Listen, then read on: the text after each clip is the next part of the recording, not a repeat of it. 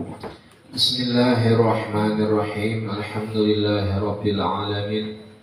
Wassalatu wassalamu ala asyrafil anbiya'il mursalin wa ala alihi wa sahbihi ajma'in.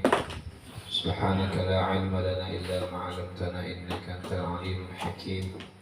Wa la hawla wa la quwwata illa billahil aliyyil 'azim. Rabbi shrah li sadri wa yassir li wahlul 'uqdatam min lisani yafqahu qawli. Astaghfirullahaladzim, astaghfirullahaladzim, astaghfirullahaladzim alladzi la ilaha illa huwal hayyul qayyum wa natubu ilaihi. Qala Syekhul Mulaf rahimahullah ta'ala, nafa'ana Allahu bi'ulumihi fid dharain. Amin. Melanjutkan pengajian kemarin ya, pengajian kitab Bulughul Hadis tentang bab yang ke-7, 37 tentang fi fadilati dzikril maut, keutamaan mengingat kematian. Ya, baru separuh kemarin. Bismillahirrahmanirrahim. Wa qala alaihi salam, dan bersabda Nabi Muhammad sallallahu alaihi wasallam, udhkuru hadimal ladzati. Kata Rasulullah, ingatlah kalian kepada penghancur ya, atau kepada penghalang lezat ya, pemutus ya akan kenikmatan, kelezatan. Qalu bertanya para sahabat, ya Rasulullah, wahai Rasulullah, wa ma hadimul ladzah, ya Rasulullah, apakah itu yang pemutus atau penghancur kelezatan? Qala, maka Rasulullah sallallahu alaihi wasallam bersabda, menjawab, al-mautu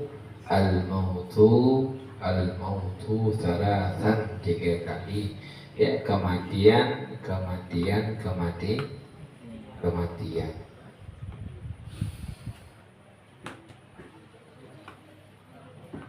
Maka Rasulullah sallallahu alaihi wasallam mengulang-ulangnya sebanyak 3 kali. Apa dia itu pemutus kenikmatan, kelezatan, yakni kematian ya.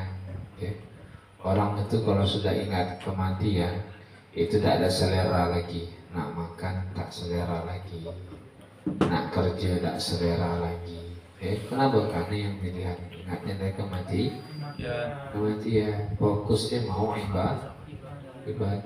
Dulu pernah ada ceritanya ya, di Tungkal itu ada orang yang dia itu dibukakan oleh Allah Subhanahu wa ta'ala mata batinnya untuk melihat siksa kubur.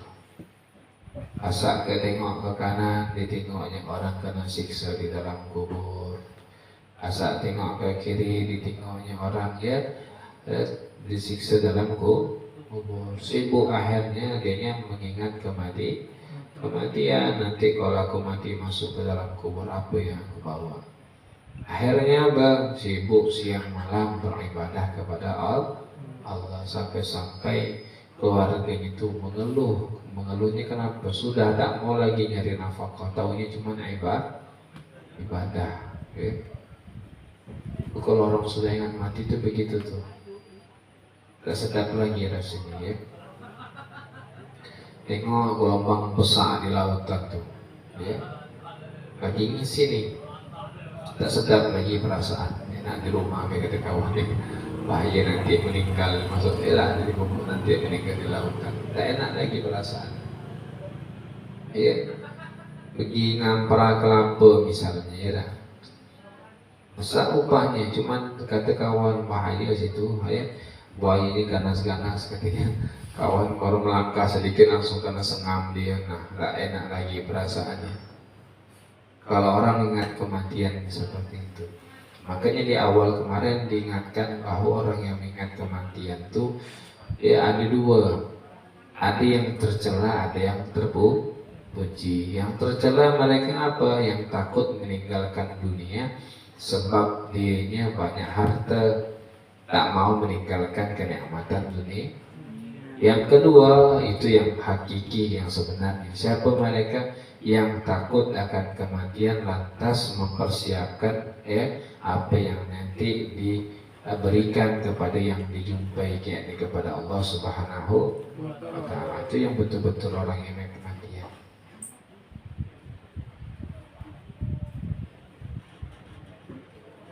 Makin ingat-ingat ya, kayak bunuh orang itu dibalas bunuh juga ya. Bukan sembarangan kita bunuh orang itu ya. Ini tersinggung sedikit, akhirnya bunuh orang, dibacoknya di pasnya. Kalau dalam agama Islam, kalau bunuh orang itu sama aja juga harus dibunuh. Kisosnya seperti itu.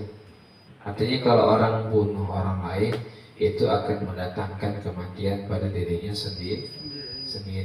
Ya. Sekarang nih masuk penjara 15 tahun, 25 tahun, ada yang sampai seumur hidup. Itu hati-hati ya. Kematian itu pasalnya. Artinya banyak-banyak mengingat ya kematian, risiko yang akan dihadapi oleh orang yang berhubungan dengan kematian, bunuh orang lain ataupun dia yang bunuh diri. Ya, bunuh diri nih ya, putus cinta misalnya ya, terlanjur sayang sampai kada kawan tadi ya, akhirnya bunuh diri. Jangan seperti itu ya. Iya. Wala tayasu an rahmatillah. Jangan kalian putus asa daripada rahmatnya Allah. Rasulullah itu ya, Rasulullah orang yang paling mulia. Rasulullah pun juga pernah merasakan jatuh cinta. Namun Rasulullah juga diceritakan juga tidak menikah dengan orang yang cinta pertamanya Rasulullah. Sekelas Rasulullah aja cintanya bisa ditolak, macam mana kita. Jadi jangan bersedih hati. Tapi kata Al-Quran apa? Asa'an takrahu syai'an fahuwa khairul lakum. Terkadang sesuatu yang kalian benci itu adalah sesuatu yang bagus untuk kalian. Ya nak? Putus cinta misalnya, ya tak, perasaan kita tak bagus ya, kita tak suka, tetapi Allah ya menunjukkan jalan. Kamu kalau pacaran banyak maksiatnya, ngecek budak tuh tak karu-karuan, ngajak jalan malam mingguan ya, nongkrong di gelap-gelapan, ya itu kita tak suka ya, artinya ketika putus dan sebagainya. Tapi itu sesuatu yang bagus untuk kalian. Ya, asa'an tuhibbu syai'an fahuwa syarrun lakum. Terkadang sesuatu yang kalian sukai malah sebaliknya adalah sesuatu yang tidak bagus juga untuk kalian ya. Jadi belum tentu bagus untuk kita, belum tentu bagus menurut Allah. Kita minta bagus menurut Allah Subhanahu wa Ta'ala. Nah, Rasulullah begitu ya. Rasulullah itu kalau tidak salah itu beliau itu jatuh cinta kepada saudara beliau ya, sepupu sekali ya Pak ya, sepupu sekali Rasulullah. Cuman pun tidak bertemu dalam ikatan pernikahan, tapi tetap didoakan Rasulullah Sallallahu Alaihi Wasallam ya. Jadi kalau kita merasa hidup kita ini paling sengsara ya, ingat Rasulullah Sallallahu Alaihi Wasallam. Belum ada apa-apanya kita, jangan pula sampai nak bunuh diri ya. Rasulullah itu beliau umur 2 bulan di kandungan telah ditinggal oleh bapak tercinta beliau. 6 tahun ibunya meninggal. Yatim piatu Rasulullah dibesarkan oleh paman beliau, kakek beliau. Ya, semua kerabat yang mencintai Rasulullah meninggal dunia, hidup sebatang kara ya. Yatim piatu sebatang kara, dari kecil seperti itu ikut sama keluarga. Setelah menikah dapat orang yang sangat mencintai beliau pun meninggal oleh Siti Khadijatul Kubra. Sedih tak? Sedih betul ya, sedih betul Rasulullah. Tapi Rasulullah orang apa yang tabassam, orangnya selalu tersenyum. Walaupun banyak pikirannya Rasulullah, tapi Rasulullah tidak pernah merebut, selalu tersenyum ketemu orang.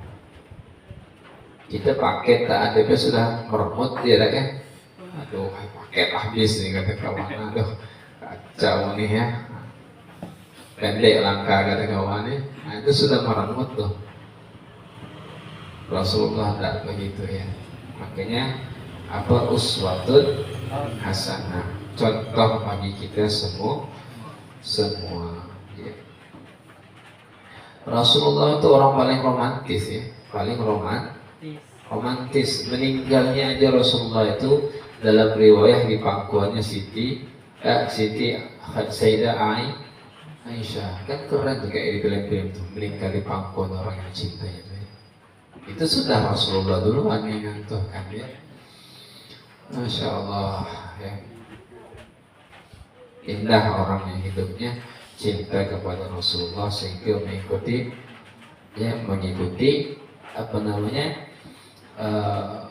mengikuti jejak Rasulullah Sallallahu Alaihi Wasallam. Maka orang-orang yang soleh itu, ya, itu kematian bagi mereka adalah sebuah hari raya. Hari raya ini kenapa? Karena berjumpa dengan orang yang dicintainya. Siapa dia? Yakni Rasulullah Sallallahu Alaihi Wasallam. Para alim, para ulama itu meninggal dunia itu dalam keadaan bahagia. Kenapa? Bertemu dengan Rasulullah Sallallahu Alaihi Wasallam. Ya, maka kita pertanyakan, kita meninggal ini ketemu tak kira-kira dengan Rasulullah? Ya? Ketemu tak kira-kira? Kata Sayyidina Ali, kalaulah di dalam surga itu tidak ada Rasulullah, maka aku tak mau masuk ke dalam surga. Artinya tak mau ya menikmati keindahan surga. Artinya lebih nikmat bersama Rasulullah ketimbang masuk ke dalam surga. Ya. Ini entahlah kita tinggal kuburan kita mungkin sempit, ya. Gelap, tak bawa apa-apa, ya. Gelap. Biasa kalau mati lampu ada HP, ini tak ada lagi HP. Ya. Itu dipertanyakan oleh diri kita nanti, kematian kita itu seperti apa? Ya, maka kematian kata Rasulullah adalah sesuatu yang memutus daripada keledatan. Ya, jangankan meninggal, mati pun kita sudah sakit pun kita sudah tak enak makan, tak enak, rasa tawar ya. Wa qala alaihi salatu wassalam, dan bersabda Nabi Muhammad sallallahu alaihi wasallam, kun fid dunya ka'annaka gharibun. Jadilah kalian di dalam dunia seolah-olahnya orang gharibun. Apa gharibun? Pengembara. Ya. Kata Rasulullah itu, jadilah kalian di dunia itu seperti seorang pengembara. Pengembara itu apa? Tidak tidak tetap di satu tempat, berpindah-pindah. Sebentar dia pergi ke Jambi, sebentar dia pergi ke Palembang, sebentar dia pergi ke Lampung, ya sebentar dia ke Merak, nyeberang ke Jawa, Surabaya sampai Kirian Jaya sana. Au abirus sabil, atau orang yang sedang numpang lewat aja. Jadi Rasulullah tuh nyuruh kita di dunia ini kayak mana orang yang dia ini cuma sekedar berjalan.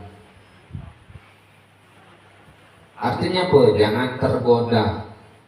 Tujuan kita bukan di dunia. Jalan, nengok ke kiri, ada pohon kurma. Oh, bukan itu tujuan. Terus jalan.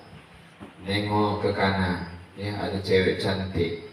Bukan itu tujuan aku. Jalan terus. Ya. Tapi apa? Wa'udda nafsaka min ahlil kubur. Ya. Ingatlah atau jadikanlah dirimu itu sebagai orang ahli kubur. Artinya ingat-ingat bahwa nanti kita meninggal, tempat kita ini bukan di dunia, tapi yang pertama nanti kita harus masuk ke dalam bekalnya disiapkan, ya kan?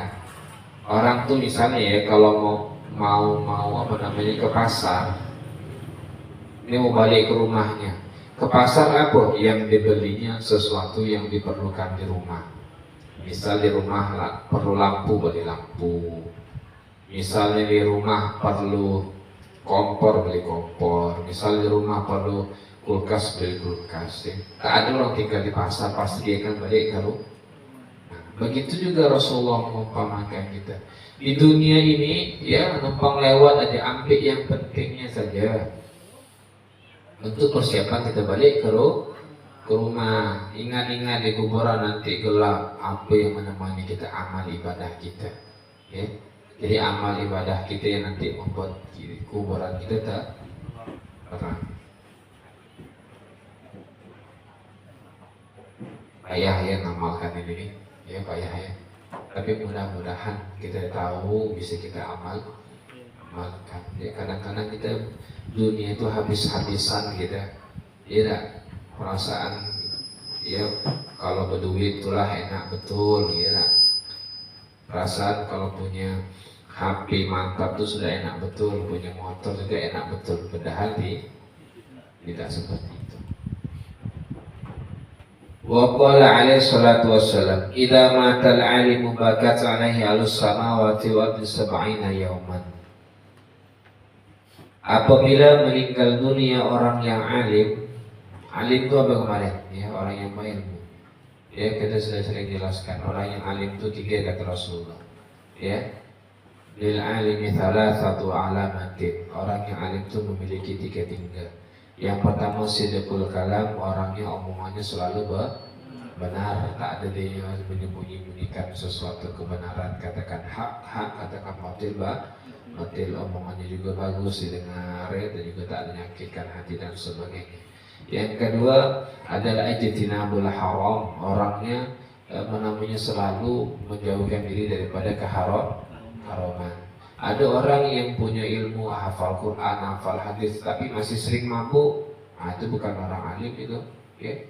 Sekali tanya dalil itu tahu, semuanya tak sembahyang 5 waktu, itu bukan orang yang alim. Lalu yang ketiga adalah orang at-tawadhu, orangnya rendah diri, tak merasa angkuh dengan ilmunya, tak merasa angkuh dengan pengetahuannya. Ya. Merasa dialah yang pantas jadi imam masjid, menjadi imam sholat, menjadi orang yang dituakan, menjadi orang yang ditanyakan ilmu dan sebagainya. Merendahkan orang yang tak ngaji, merendahkan orang yang tak berilmu, ya, yang tak hafal Quran, yang tak hafal hadis, dia hafal Quran atau hadis, itu bukan orang yang alim. Ya. Orang yang alim, orang yang tawadhu, merasa dirinya lebih rendah daripada orang lain. Dia merasa dirinya lebih hina daripada orang lain. Mungkin dari segi lain dia ada kemuliaan orang dirinya terhadap orang lain, tetapi di segi lain juga ada kelebihan orang lain daripada dirinya. Maka pepatah Arab mengatakan la tahtakir man dunaka falikulli syai'in. Jangan engkau menghinakan ya orang lain, karena setiap seseorang punya kelebihan masing-masing. Jangan orang yang biasanya ke laut merendahkan orang yang biasa kerja kebun. Apalah katanya orang kebun tidak tahu ke laut katanya. Begitu juga sebaliknya, ya orang yang berkebun jangan merendahkan orang yang ke laut. Ya, apalah kata orang ke laut tidak tahu nyulak, katanya aku nyulak nih sehari dapat 2.000 misalnya. Ya, jangan merendahkan orang lain, karena setiap punya kelebihan. Ya, jangan merendahkan orang yang dianya rendah, ya kan? Lebih bagus jadi orang yang tinggi. Ya, supaya orang yang rendah ini ada kelebihannya, kalau nyuruh di bawah rumah itu kan bisa, ya kan? Kalau orang yang tinggi susah, tak bisa. Di Arab mungkin dia ya. Jadi setiap seseorang itu ada kelebihan masing-masing, jangan dihinakan. Ya. Orang yang misalnya hidungnya pesek jangan dihinakan. kan? Kalau orang hidungnya mancung kan agak boros tuh bernapas ya, agak boros ya. Kalau orang biasa kan sedikit cuma hari ini. Ada kelebihan masing-masing, ya jangan. Nah, orang alim itu sifatnya tawadhu, rendah diri, tak pernah merasa lebih hebat daripada orang lain, ya. Kalau meninggal orang alim tadi yang sifatnya tiga kata Rasulullah tadi, maka menangislah ahli langit dan ahli bumi. Langit siapa? Para malaikat, ya. Wal ardi, dan bumi, ya. Ahli bumi juga menangis. Ai ghairul adami, selain anak Nabi ada selain manusia. Ya, artinya semut, lebah, segala hewan-hewan melata itu maksud sedihnya apa? Sab'ina yauman, 70 hari. Dulu kejadian ya di Tungkal itu, di ayahanda Ali ketika beliau meninggal dunia itu langsung ya lampiran itu tertulis lapas dan hari itu ingat saya itu tak ada terlalu panas dan tak terlalu dingin, mendung. Suasananya itu memang kayak model sedih, ya. Guru-guru kita kayak itu juga kalau meninggal, perhatikan lah ya, kadang-kadang tuh kayak arwah Ustaz Muhammad ini kemarin pas meninggal tuh teduh aja. Hujan tidak, cuman dan seolah-olahnya menandakan ya langit pun juga bersedih. Kalau kita jangan ke langit, ya tak? Jangan ke langit bersedih kata kawan. Malah tetangga yang ketawa ya, aku setelah katanya meninggal budak tuh, ya, kacau betul kelakuannya, bikin sama masyarakat katanya.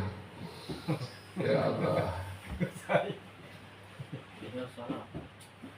70 hari matas langit dan bumi besar. Jadi ya, kalau orang ahli maksiat malah langit dan bumi yang meminta untuk menghancurkannya ya. Tapi kalau orang yang ahli, insya Allah semuanya besar. Jadi kalau menengok orang tuh baik beritanya, tengok kalau dia meninggal. Kalau orang tuh bersedih, berarti orang baik. Ya. Cuman kalau orang tuh tak ada bersedih, biasa-biasa deh, berarti bukan orang baik. Ya apalagi kadang depan tuh mungkin orang berbual, berketawa, hahaha. Orang di belakang meninggal dunia, ya. Kawan cerita di luar tuh tetap buat cerita pasal kinang, pasal kabur, ya. Tapi kalau orang yang dia memang baik, ya, itu dari mana-mana datang, ya. Apalagi guru-guru lah misalnya, terkenal guru yang baik, ya kepada kita, guru sekolahan tuh, jadi kayak itu banyak.